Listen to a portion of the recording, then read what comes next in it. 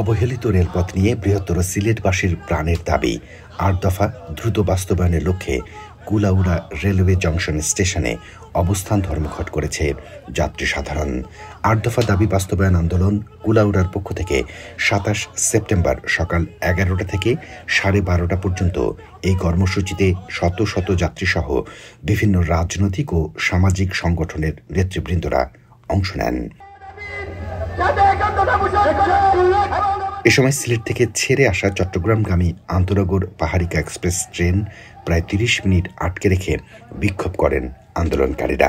তাৎক্ষণিক কুলাউড়া উপজেলা নির্বাহী অফিসার মোহাম্মদ মহিউদ্দিন সহ প্রশাসনের বিভিন্ন স্তরের প্রতিনিধিদের উপস্থিতিতে বিভাগীয় railway manager DRM Mohiuddin Arif আন্দোলনকারীদের প্রতিনিধি সমন্বয়ক আতিকুর রহমান আখোয়ের সাথে মুঠোফোনে কথা বলেন। তিনি দাবির বিষয়ে ১৫ দিনের মধ্যে আন্দোলনকারীদের সাথে সশরীরে আলোচনাক্রমে বিষয়টির সুরাহার আশ্বাস প্রদান করলে আন্দোলনকারীরা ট্রেন ছেড়ে দেন। পরে ৮ দফা দাবি বাস্তবায়ন আন্দোলনের প্রধান সমন্বয়ক ও প্রেস ক্লাব কুলাউড়ার সভাপতি আজিজুল ইসলাম অবস্থান ধর্মঘট প্রত্যাহারের ঘোষণা দেন। এদিকে কর্মসূচিতে একাত্মতা পোষণ করে বক্তব্য রাখেন সাবেক এমপি নওয়াব আলী আব্বাস খান, উপজেলা পরিষদের সাবেক চেয়ারম্যান মাওলানা ফজল হক খান শাহেদ, কুলাউড়া উপজেলা বিএনপির সভাপতি জয়নাল আবেদিন বাচ্চু, সাধারণ সম্পাদক বদরুজ্জামান সজল, উপজেলা জামায়াতের নায়েবে আমির জাকির হোসেন, পৌর জামায়াতের সভাপতি রুহুল আমিন।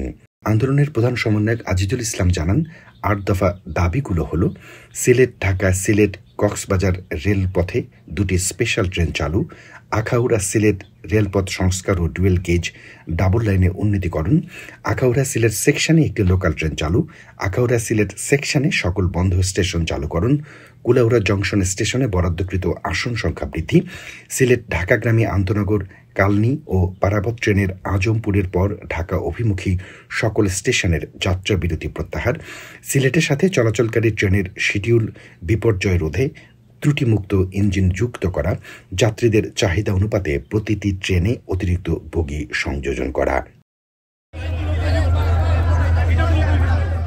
ঠিকানা নিউজ, নিউ ইয়র্ক।